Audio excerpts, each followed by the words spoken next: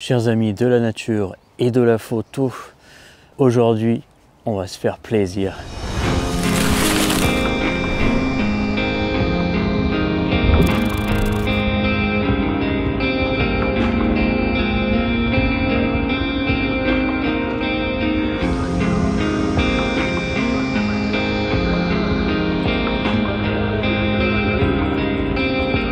Il est 6h25 du matin. Je suis dans les jardins magnifiques du cimetière national de Séoul. Et comme tous les ans, eh bien, je vais prendre en photo les fleurs. Et je vais pas bouder mon plaisir parce que cette année, bah écoutez, les cerisiers et les azalées et les forsythias et les prunus fleurissent tous en même temps. Donc je vais profiter de ce, bon, pas très joli lever de soleil pour être tout à fait honnête, c'est derrière la pollution, pas terrible, mais c'est pas grave, ça va jeter une lumière assez douce sur les arbres. Ça devrait le faire.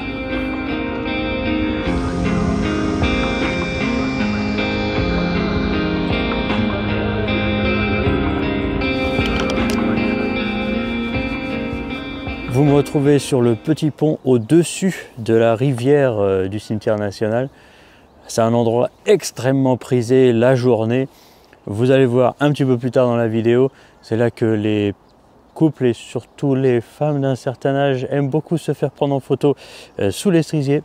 Et je ne vais pas bouder mon plaisir, comme le lever de soleil n'est pas ouf ouf, je vais prendre cette vue-là pour m'échauffer un peu, parce qu'il ne fait pas bien chaud quand même. Le seul problème, c'est que je me suis un peu merdouillé ce matin. J'ai pas pris mon 24-200 ou mon 28-75, donc je suis à 40 mm, c'est avec ça que je fais la vidéo en général, et mon 100-400. Donc ça sera comme ça. Et aussi l'inconvénient d'avoir ce petit objectif, c'est que j'ai pas de porte-filtre pour mon filtre CPL, donc vous allez me voir le faire de manière très amateur à la main. Je suis rejoint par d'autres photographes, et oui, c'est un spot très connu.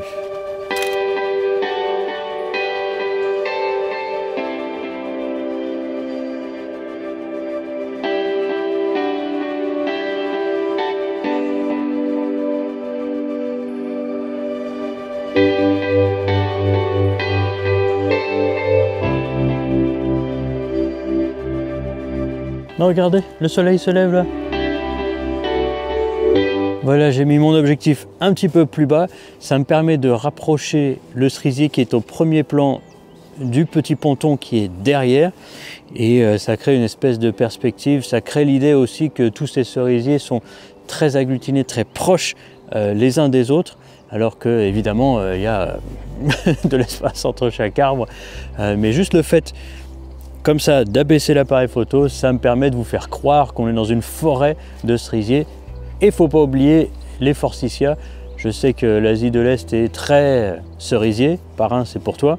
Je vais peut-être prendre le contre-pied de tout le monde. Les cerisiers, c'est pas trop mon délire. J'aime bien, hein, mais c'est juste qu'il y a des arbres beaucoup plus jolis, comme un prunus qui est derrière vous là, qui vaut bien plus le coup. Le soleil commence à frapper un peu le côté droit des cerisiers. Ça leur donne une sorte de volume, ça leur donne un peu plus de vie, quoi. Ça commence à être pas mal. Mais bon, comme je vous l'ai dit, il y a pas mal de pollution ce matin. Je risque mon nez, mes poumons et mes sinus là pour vous. Je prends la photo et je vous retrouve pour le sujet du jour.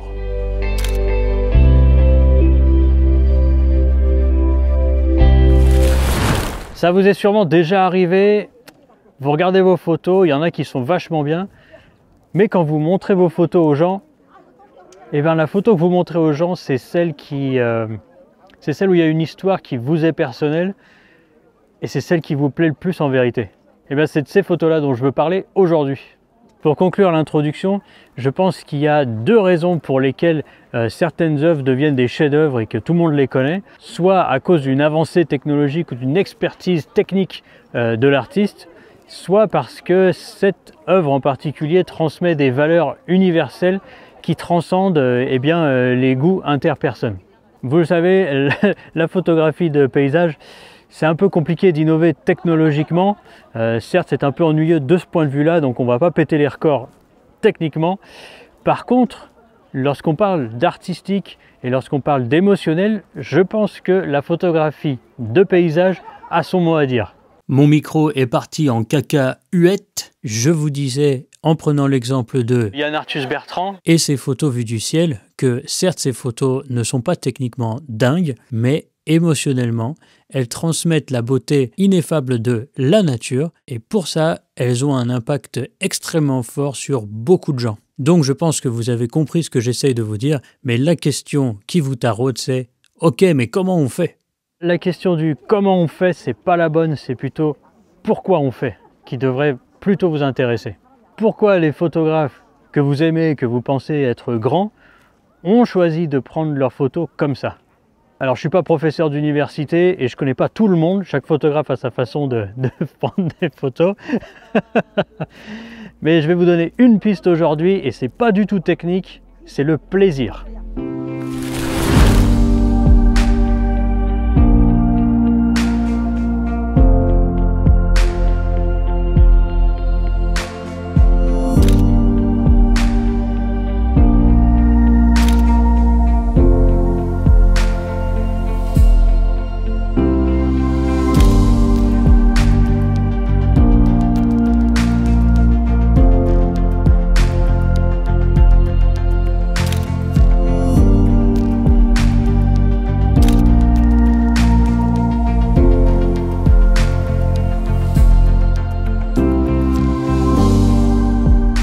À chaque fois que je reviens en dessous de ce prunus, je suis émerveillé. Je pense avoir fait, je sais pas, peut-être 4, peut-être 5 vidéos sur cette chaîne dans ce cimetière national.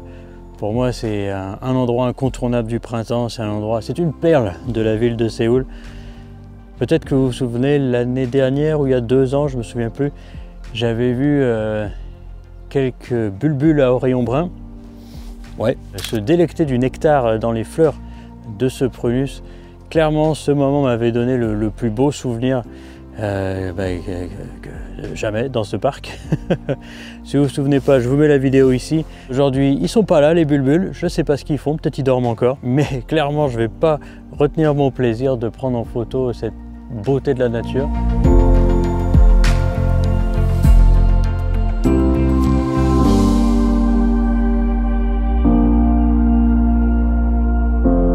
Ça y est, ils ont allumé les souffleurs. Je sais pas si vous les entendez, mais bon, bref. Côté sérénité, bon bah c'est terminé. Les travailleurs sont au travail. Il est 7h13. Avant d'arriver en fait à mon magnifique prunus rose là, eh bien il y a ce cerisier qui est littéralement au-dessus de moi, que vous pouvez pas voir, mais il est très clairsemé, donc c'est pas la peine de trop s'attarder dessus. Mais en fait il fait pendre une branche comme ça avec des petites fleurs blanches de cerisier et si je m'aligne j'arrive à mettre cette branche juste devant mon magnifique prunus rose là et les deux sont éclairés par la lumière chaude du lever de soleil et justement pour rebondir à ce que je vous ai dit la semaine dernière pour acheter des objectifs, acheter-les d'occasion, vous voyez ce Tamron 100-400 avec lequel j'ai pas mal shooté de fleurs. C'est clairement pas le meilleur 100-400 du marché, hein, on va pas se mentir. Mais bon, pour moi, ça va très bien vu que je fais ça pour le plaisir. Eh bien, je l'ai acheté en occasion il y a quelques années, 500 000 won. Alors, le taux de change, il est ouf en ce moment. Mais bon, si 500 000 won, ça doit faire dans les 300 €, un truc comme ça. Et en plus, il permet de faire la mise au point assez rapprochée pour un 100-400. Même le Nikon, il peut pas faire aussi rapproché.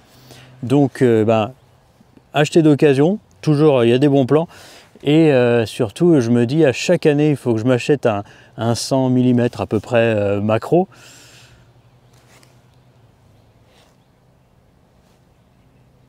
Peut-être pas. Je vous montre la photo de cette petite branche clairsemée avec quelques fleurs blanches dessus éclairées par le soleil devant le prunus. Dis donc, ça fait une introduction assez costaud ça. Et j'avance vers mon prunus.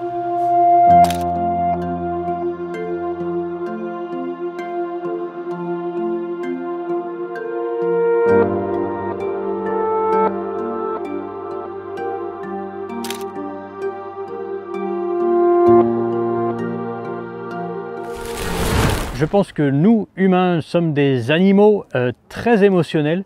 On base énormément de choses sur nos émotions, malgré le fait qu'on aimerait se dire très rationnel. Soyons honnêtes, les émotions nous influencent énormément. Et donc c'est pour ça que je pense que le plaisir est un énorme atout pour nous les photographes, pour tous les artistes en vérité, pour créer quelque chose à la fois de personnel, mais surtout quelque chose qui va parler à plus de gens. Et pourquoi le plaisir en particulier? Eh bien en fait parce que je pense que quand on prend du plaisir à créer quelque chose d'artistique, ça se voit. Chacun d'entre nous, on a tous des plaisirs très différents. Vous le savez, moi j'aime être seul pendant que je prends des photos à la montagne, de respirer un air différent, d'écouter le vent dans les arbres. C'est la sérénité, c'est le calme, moi, qui fait mon plaisir. Mais il y a des gens qui ont des plaisirs beaucoup plus nostalgiques, beaucoup plus tristes, beaucoup plus violents. Peu importe. Pensez à la poésie de Baudelaire, tout est nostalgique, tout est très triste, et donc tout est très beau. Donc lui, ça doit lui parler, et du coup, nous, ça nous parle.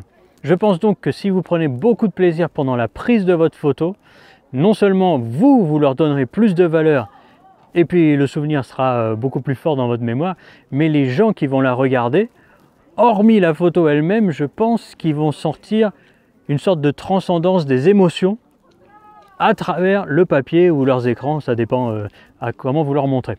Donc n'oubliez pas, faites-vous plaisir, c'est pas la clé de tout, mais c'est la première.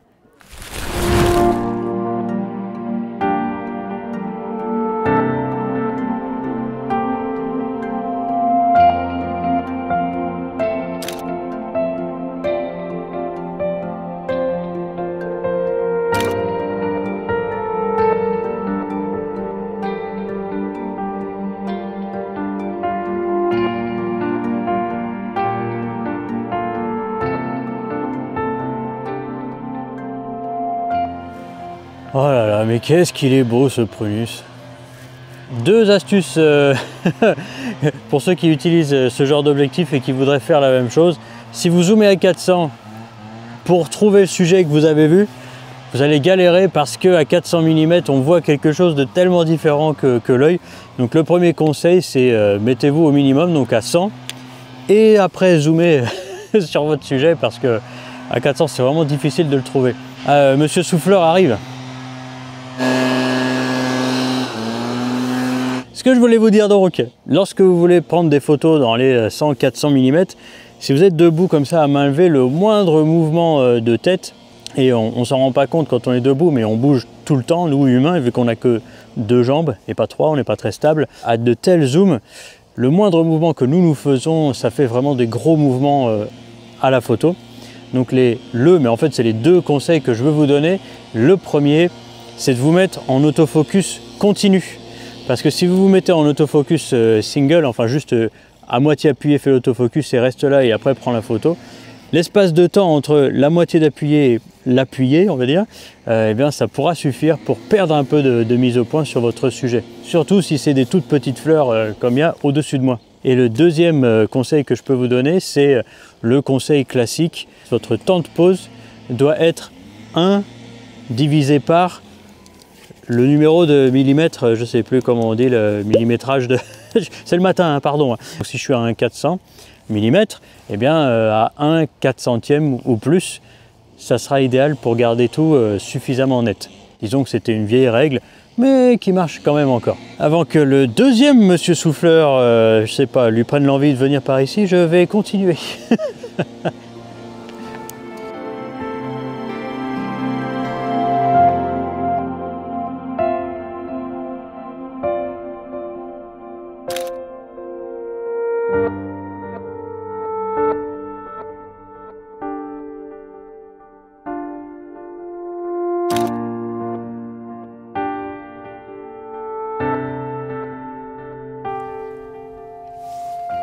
Vous voyez, toute la difficulté que j'ai ici avec ce shoot, c'est que avec toutes les branches qui sont autour et dans ce prunus, le soleil éclaire eh bien, des petites taches de lumière comme ça sur les fleurs.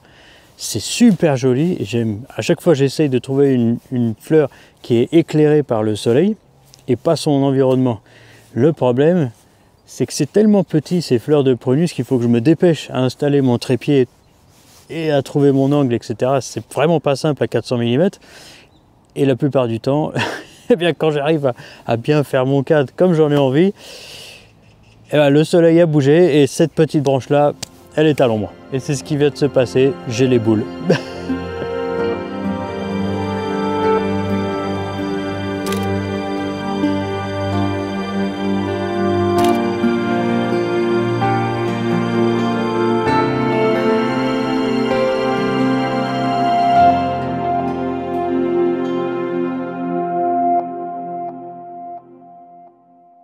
Avant de vous dire au revoir, je voulais vous dire que si vous voulez prendre des photos comme je viens de le faire avec les fleurs du prunus ou du cerisier, n'hésitez pas à regarder cette vidéo où je vous parle de comment isoler vos sujets, des sujets naturels comme ces fleurs. Je vous donne 5 gros conseils sur comment faire ressortir vos sujets. Je sais, c'est de la pub de youtubeur, tout ça, mais je pense vraiment que cette vidéo pourra vous être utile. Si vous avez pris autant de plaisir à regarder cette vidéo que moi j'en ai pris à prendre des photos de ce magnifique prunus, laissez-moi un like, abonnez-vous, mettez-moi en commentaire un coin dans les fleurs.